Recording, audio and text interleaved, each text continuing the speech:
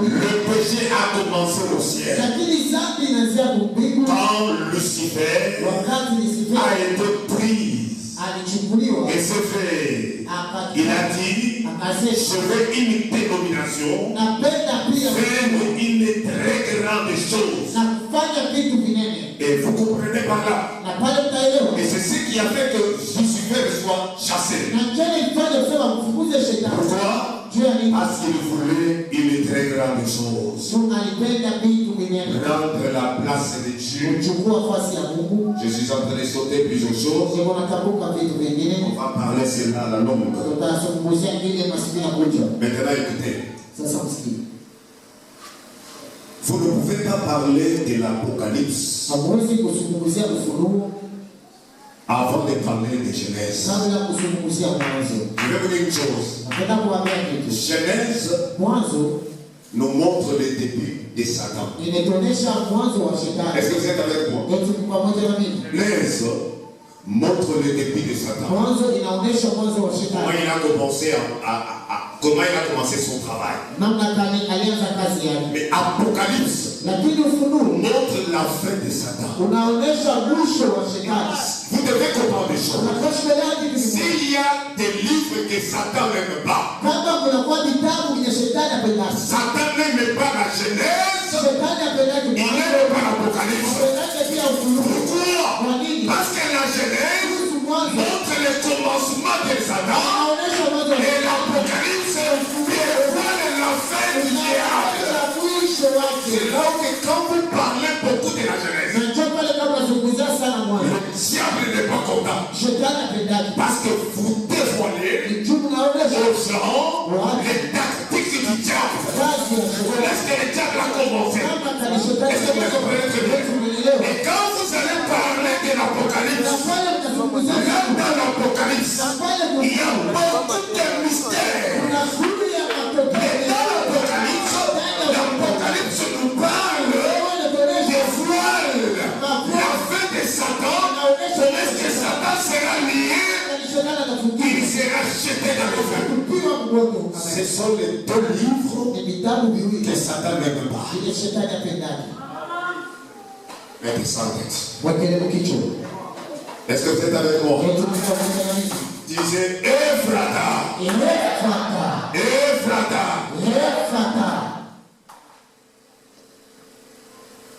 Je vais me maîtriser seulement. Je ne vais pas nous tuer à mon Shabbat. Je vais juste me maîtriser et rester ici. Que le Saint-Esprit, madame d'abord. Laissez-moi d'abord poser les choses. Après, on va aller après. Écoutez-moi très bien. Et bien, le livre de Genèse, c'est le commencement. Le mot Genèse, le mot même Genèse, signifie le commencement. Tout ce que vous connaissez ici sur la terre a eu comme commencement dans la Genèse. La sélection a eu commencement dans la Genèse. Tout ce que vous connaissez là a commencé dans la Genèse. La vie a commencé dans la Genèse. La sélection a commencé dans la Genèse. Tout commence par la Genèse. Amen. Eh bien, le livre de Genèse, c'est le commencement. Le mot commencement même signifie le commencement. Le mot Genèse même signifie le commencement. Eh bien, tout commence dans la Genèse.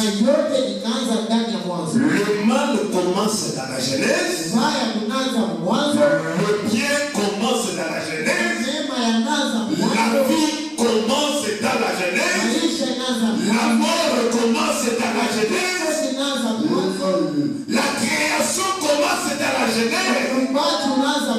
Chaque émission commence dans la Genèse. Chaque esprit commence dans la Genèse. Tout ce que vous connaissez a ses débuts dans la Genèse. Chaque religion, ce qui adore Dieu, les débuts c'est la Genèse. Ce qui adore le diable,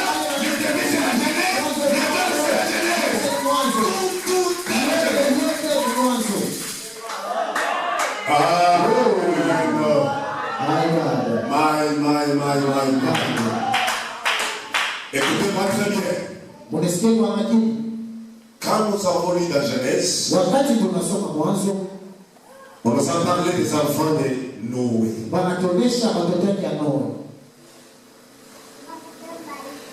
Qui peut me dire il y a combien de races sur la terre? Qui peut me dire il y a combien de races sur la terre? Mais le nom de Dieu, tu peux me répondre. Il y a combien de races sur la terre?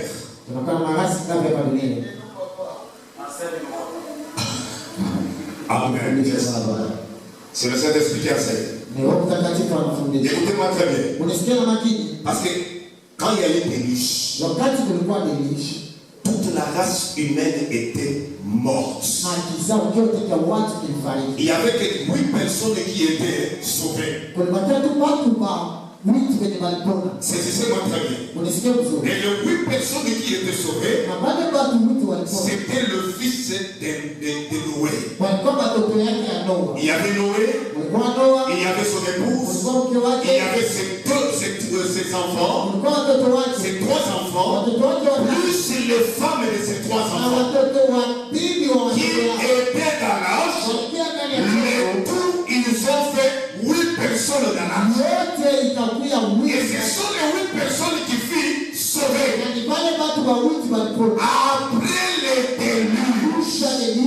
Après les déluges, les enfants de Noé sont sortis. Et Noé, avec son épouse, avec les épouses de ses enfants,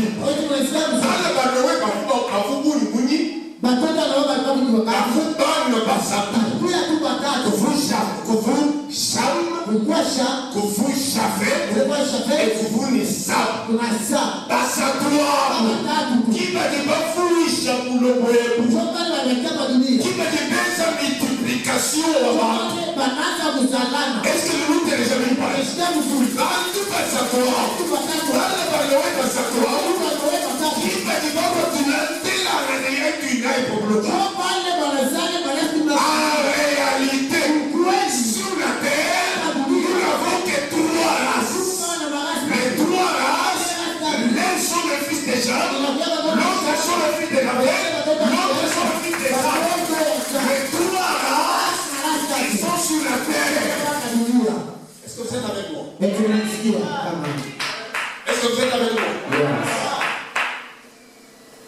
parce que les restes sont des cadavres. Les restes c'était des cadavres. Mais les gens qui furent sauvés, il n'y avait que 3 enfants de Noé. Les 3 enfants de Noé, Japheth, Sam et Cham.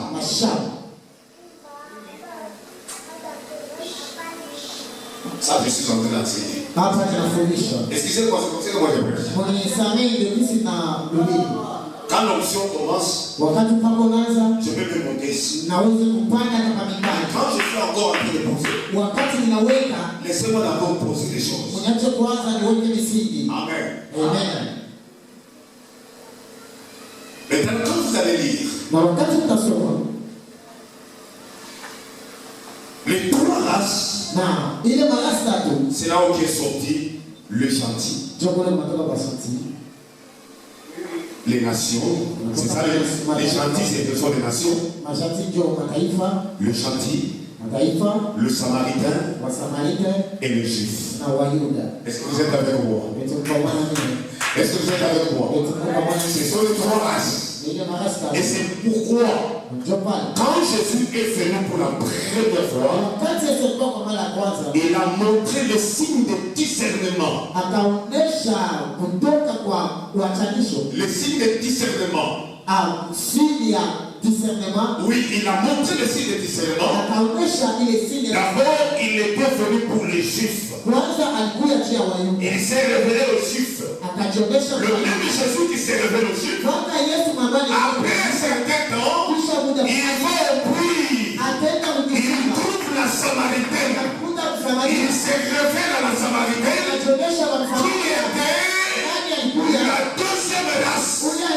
Maintenant, il nous avait promis qu'il devait visiter la troisième race sur la terre. Et la troisième race, c'est la race des nations. C'est nous ici. C'est nous ici.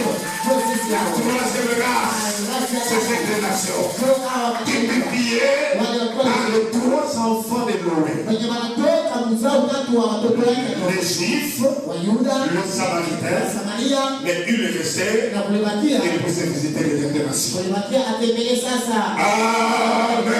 Ils avaient promis, je ne peux pas condamner les gens. Je ne peux pas condamner ces nations si moi, je ne les visite pas.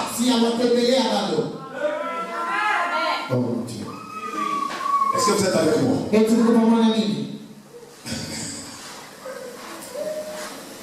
Il y a beaucoup là. Il y a beaucoup là.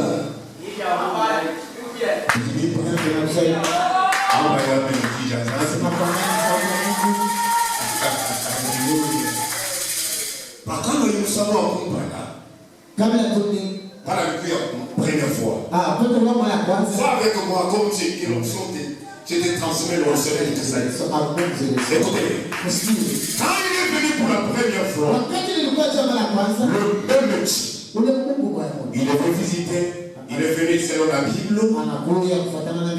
Je suis venu pour les enfants rebelles d'Israël. Je suis venu uniquement pour les enfants d'Israël. C'était ça son but. Écoutez très bien. Dans le même but, Jésus quitte. Après qu'il s'est révélé aux Juifs, le même Jésus va au puits. Il trouve la femme samaritaine là-bas. Et il commence à demander la femme samaritaine. Pendant qu'il avait envoyé ses disciples aller de quoi vivre, acheter de quoi vivre, lui il s'est mis au bordure quelque part. Et quand il s'est mis là, en attendant que la samaritaine revienne, il savait qu'il y avait une prédestinée samaritaine ici. Il avait déjà visité ces Juifs. Et il devait aller à la deuxième race. La deuxième race, c'était le Samaritain. Et il est allé trouver la femme samaritaine au puits. Plutôt quand il est resté là-bas, la femme samaritaine est montée. Il est monté pour aller puiser de l'eau. Jésus lui a dit, femme, donnez-moi à boire. Il a dit, est-ce qu'il n'y a pas relation entre nous les Juifs et vous les Samaritains?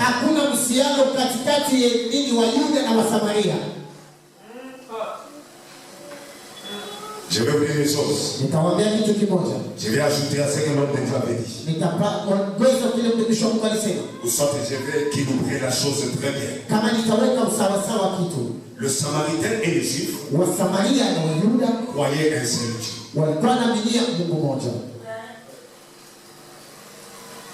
Parce que si vous suivez dans la conversation entre Jésus et la femme samaritaine, après que Jésus a parlé avec elle, la femme samaritaine dit à Jésus, on nous avait dit qu'il y aura un Messie. Est-ce que vous êtes avec moi? Elle acceptait la venue d'un Messie. Elle croyait à la venue d'un Messie. Elle a dit, nous croyons que le Messie devait venir. Et par après, il dit, de manière que tu parles,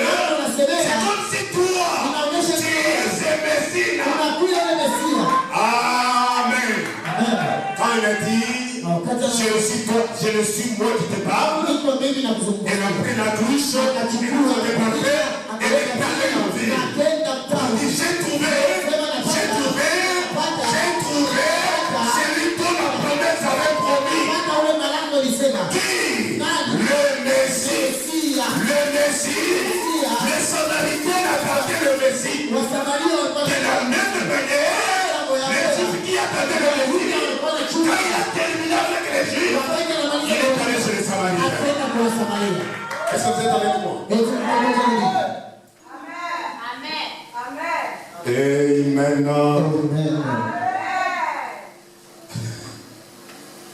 Amen. Amen. Aujourd'hui, je vais vous dire une chose.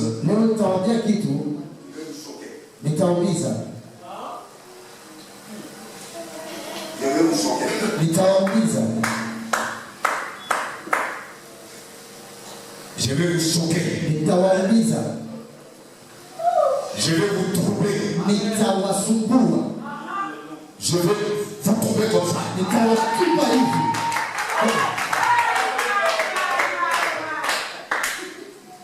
Est-ce que vous êtes avec moi? Je vais vous dire une chose. J'ouvre d'abord la parenthèse.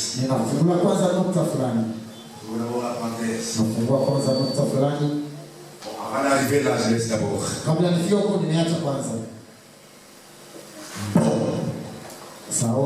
Il y avait Sam et Japheth. Or, Sam lui, il n'avait pas cherché à cacher. Sam lui, il n'avait pas cherché à cacher la nudité de son père. Un jour, Noé a bu, il a tellement bu.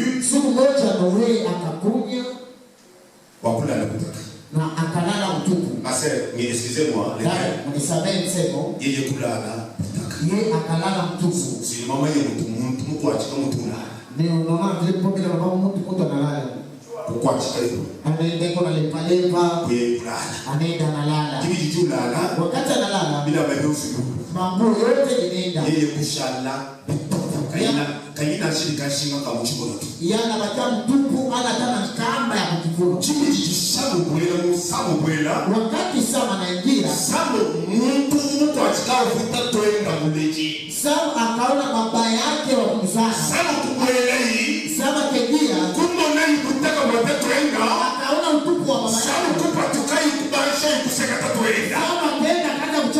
est-ce que nous nous comprenons bien?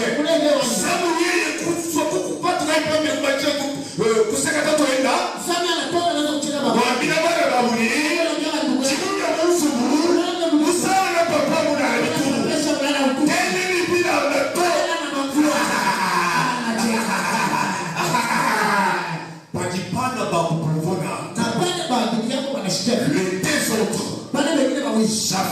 Japheth et Sam, prit une couverture. Excusez-moi, prit une couverture. Frère, viens. Prit une couverture. Prit une couverture. Allah en retira. Pour ne pas voir la nudité de père. Parce que la Bible dit qu'il soit maudit tout celui qui voit la nudité de son père. Et ils sont partis et ils l'ont fait sans pourtant voir la nudité de son père. Maintenant, écoutez-moi très bien. Après que leur père s'est réveillé, les deux autres ont accusé leur frère. Qu'est-ce que le papa a fait? Noé a maudit son fils. Écoutez-moi très bien. Noé a maudit son fils. Et c'est le même fils de Noé. Dans cette lignée-là, qui est venu numéro. Est-ce que vous êtes avec moi? Numéro, c'est cette lignée-là. C'est cet enfant-là. L'enfant qui était maudit, c'est lui qui a engendré numéro. Mais Imrod, qui était-il? Imrod était un homme normal. Il était un chasseur. Il arrivait en train de faire sa chasse plutôt. En train de faire sa chasse. Arrivé un certain temps, Imrod a eu beaucoup d'argent. Et quand Imrod a eu beaucoup d'argent, il a eu la même idée qu'avait Satan au ciel. La même idée qu'avait Satan de faire un tour, de faire une ville. Pour lui, Imrod sera à la tête de cette ville-là. Les autres villages devaient venir lui donner la contribution. Payer. Lui dominant. Et cette ville-là s'appelle comment? Babel. La tour de Babel. C'est lui qui a eu quitté. Il a dit aux gens, si tu m'as pensé quelque chose, comme il avait l'argent, il a donné l'argent, il a frappé des briques, on a amené les briques, après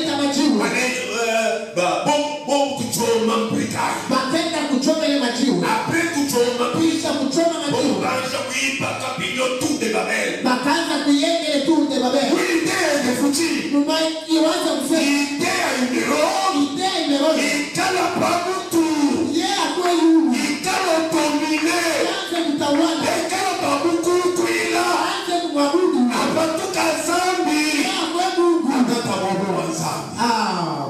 est-ce que vous êtes avec moi? Amen.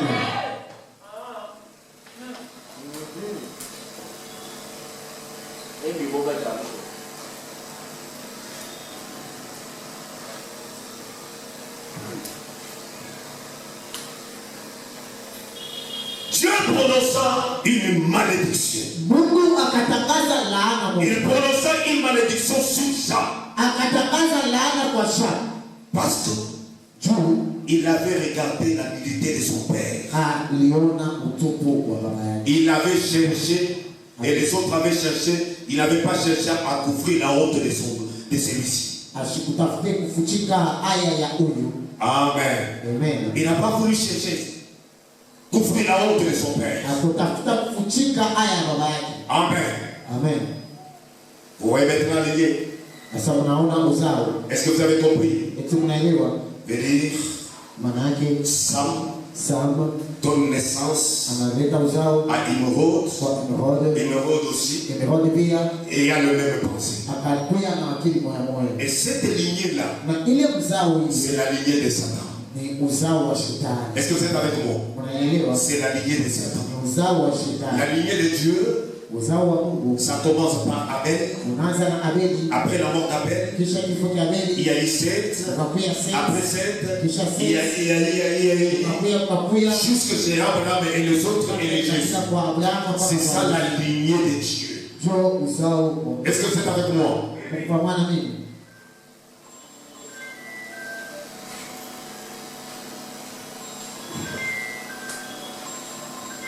Oh. Excusez-moi, j'avais oublié de mettre sur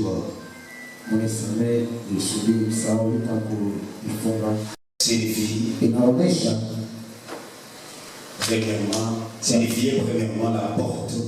La porte du paradis. C'était ça la première signification. La porte du paradis.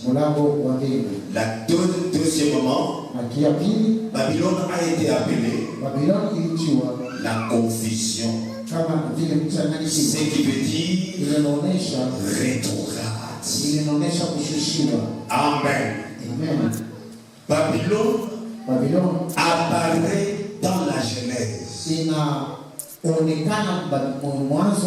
Écoutez, Babylone apparaît dans la Genèse.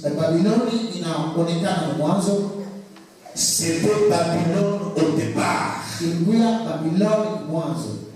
Et bien, ce sont là les deux premiers au sujet duquel je m'aimerais tirer cet après-midi.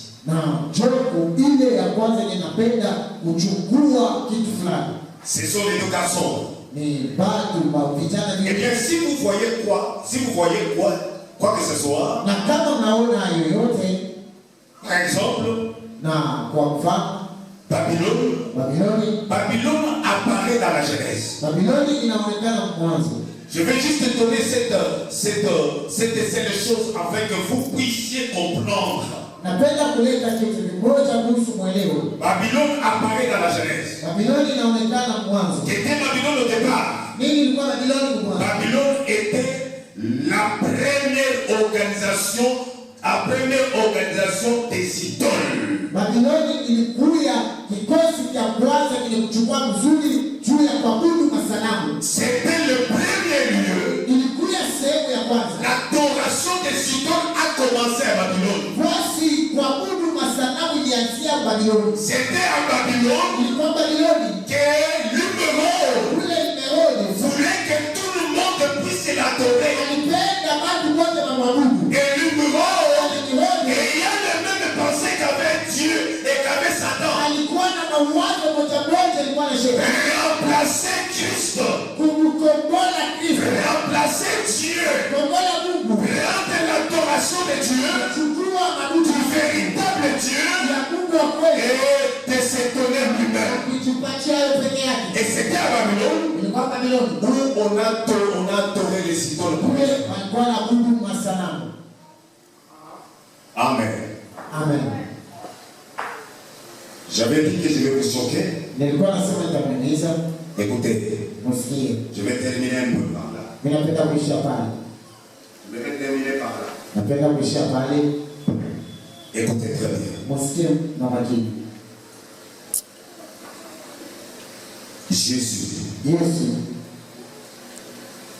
Jésus est mort quel jour?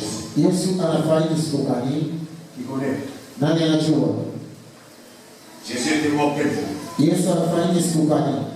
Qui sont les croyants? Qui sont les croyants? Moi je suis le premier. Et vous n'êtes pas les croyants.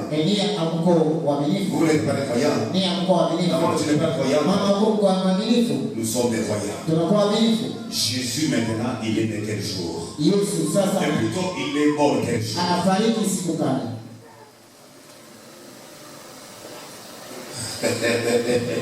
My.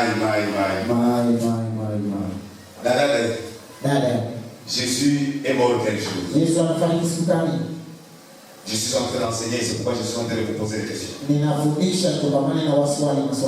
Et je veux que les choses puissent vous entrer. Jésus est mort un certain vendredi le soir. Vers les après-midi. Jésus a fait combien de jours dans la tombe?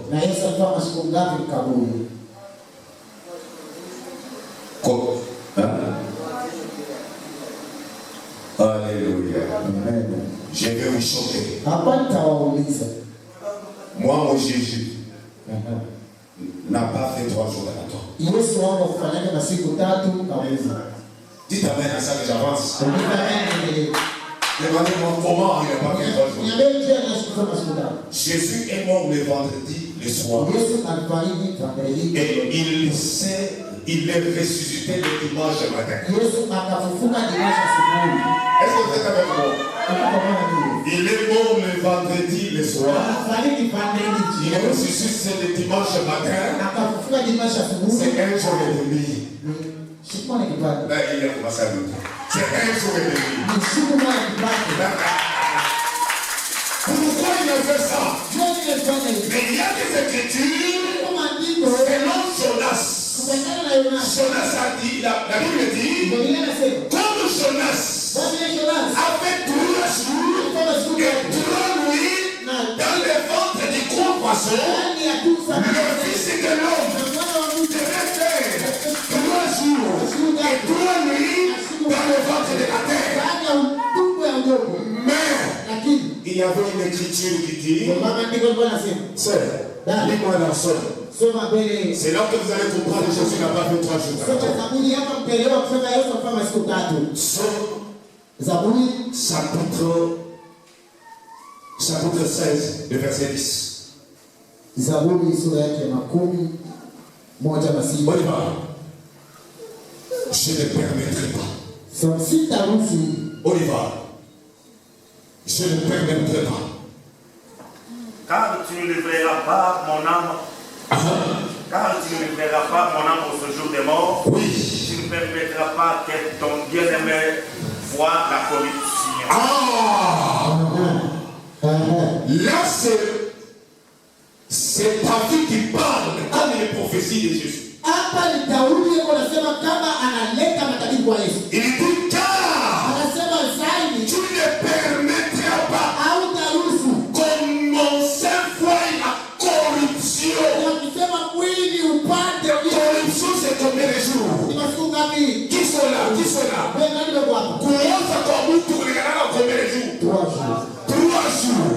Selon la promesse. Kufuatana na malaki. La promesse qui disait que Jésus devait faire 3 jours de la Torah. C'est correct.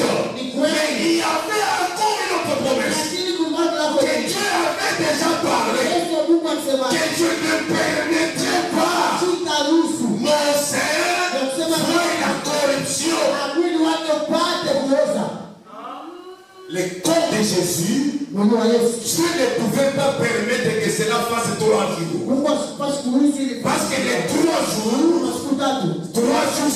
c'est combien d'heures? C'est 72 heures. Dieu n'a pas permis que le corps de Jésus fasse 72 heures. Pourquoi? Parce qu'il y a une écriture, c'est l'Ensemble, chapitre 16, et qui dit, je ne permettrai pas que mon sein voie la corruption. C'est le bon que la tombe. Mon petit ou moi d'ailleurs. Mpiji wa musantwanye abona to ye mupija ile mupona zambi kabusala zambi to ilibikele ni zambi alors fufula mupija avant que la corruption entre dans le corps. Est-ce que vous êtes avec moi? Je vous ai dit quoi? Je vais vous choquer.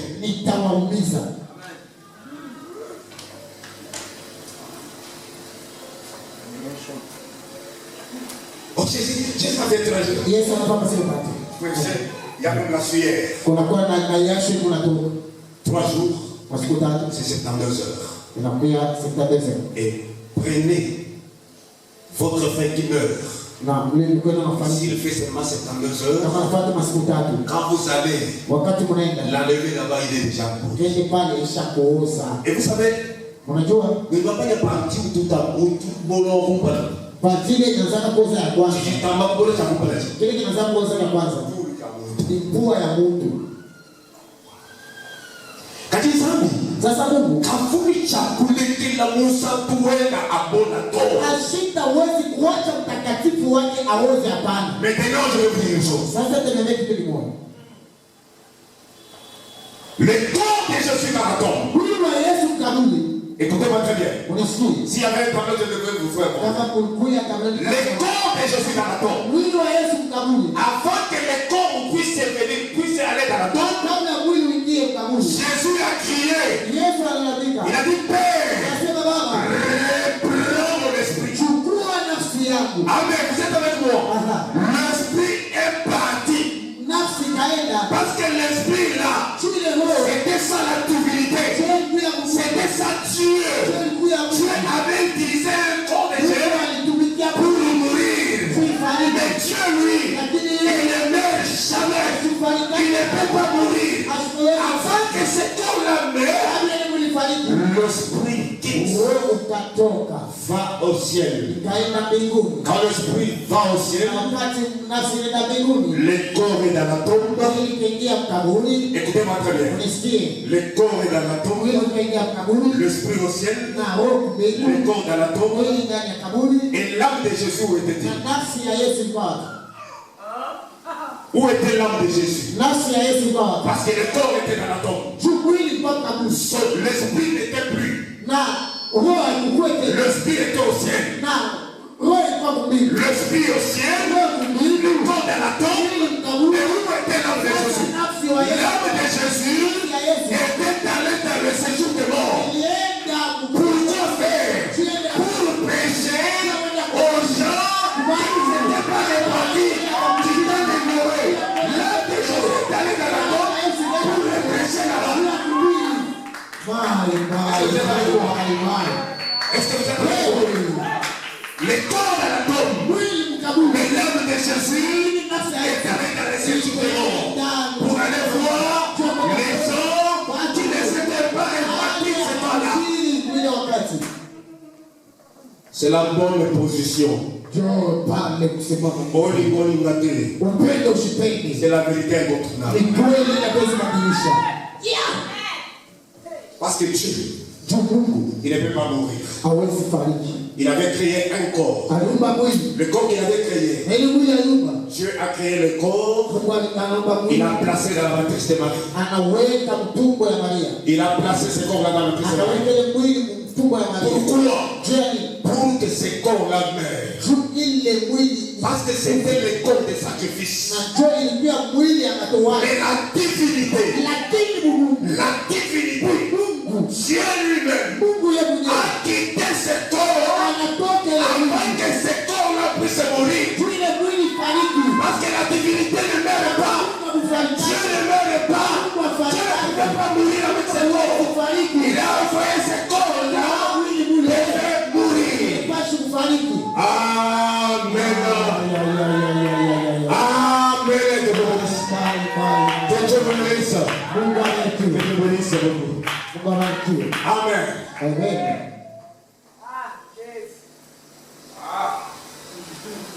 Oh. Tu peux entrer d'adorer quelque chose que tu ne connais pas. Je vais vous dire encore, ici une autre chose. Je vais encore vous choquer. Quand Jésus est mort, qu'est-ce qu'il a ressuscité? Le Spirit de Dieu. Le même esprit qui était en lui, le Spirit qui était parti au ciel, il est descendu, il a ressuscité le corps. Après qu'il a ressuscité le corps, il a amené ce corps, il a placé la droite du Père. Quand on parle de la droite, Dieu n'a pas eu de droite avec une chose. Quand on parle de la droite, c'est la puissance et l'autorité de Dieu.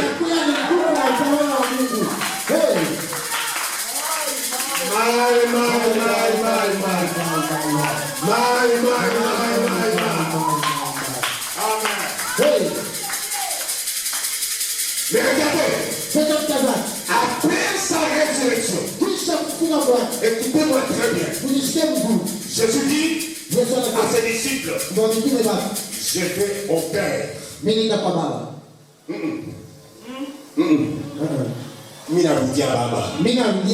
C'est ça le français. Parce qu'on ne dit jamais en français. Quand moi je vais retourner chez nous, je ne dirai jamais je vais au Père. Non. Je vais chez mon Père. Et là le français dit je vais au Père. Je vais au Père. Ninaruti Baba. Ninaruti Baba. Et ni akuya Baba. Anabeba mwili ya mtu.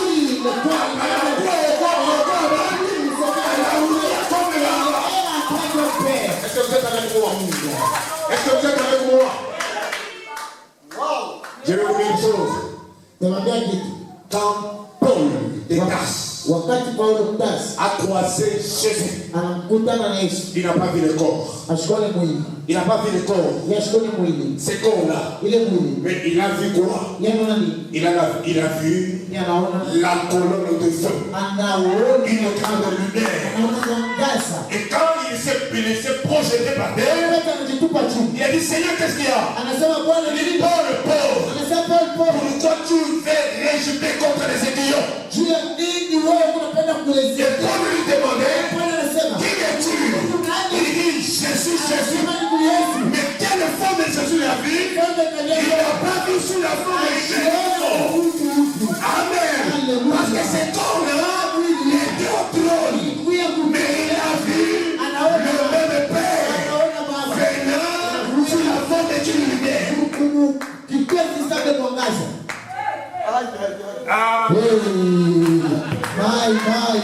My. Hey. Oh mon Dieu. Hey.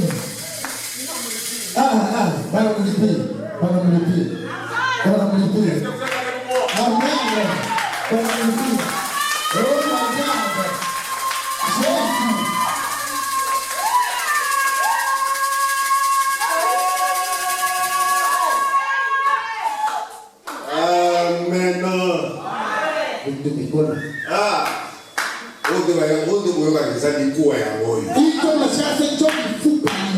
Kaka soko tana mino wa makasi ndio kwa Baka una meno ya kufu njota kunja le kufu.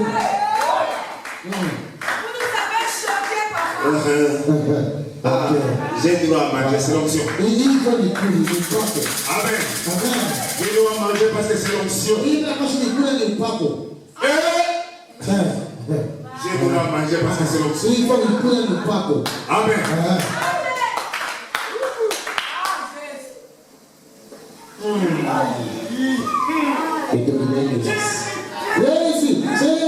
Jésus.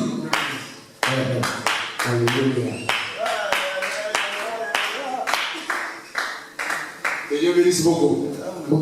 Jésus. Papa. Oui. Tu le vois dans quelle forme? Parce que Paul ne l'a pas vu dans la forme que toi tu comprends.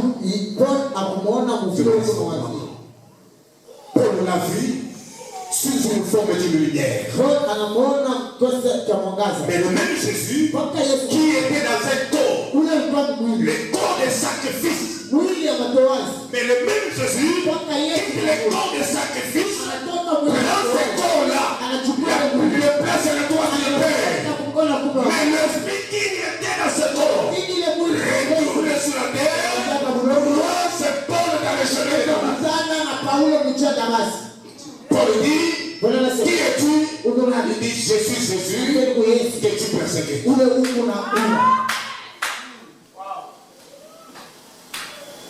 Le corps dans la tombe. Bon, Jésus a fait 3 jours. Est-ce qu'il a fait 3 jours? Jésus a fait combien de jours? 1 jour et demi. Parce que les 3 jours, c'est 72 heures. Et les 72 heures, le corps devait pourrir. Mais Dieu s'est rappelé toute l'écriture que David avait déjà parlé. Il a recouru vite avant que 72 heures ne puissent arriver pour récupérer ce corps-là, pour que ce corps-là ne puisse pas pourrir.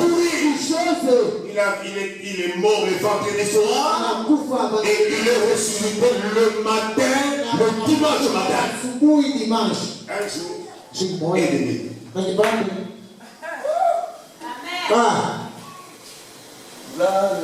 Nous sommes choqués. Alléluia. Oh mon Dieu.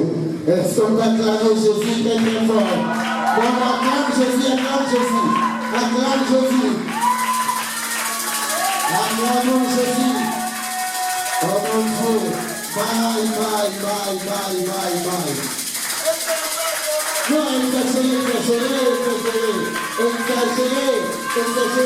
avec les acclamations. Et il faut acclamer très fort. Merci beaucoup, papa.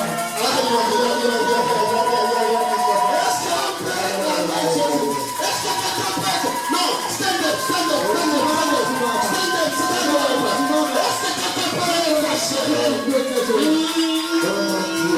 Est-ce que quelqu'un peut exagérer avec ces choses?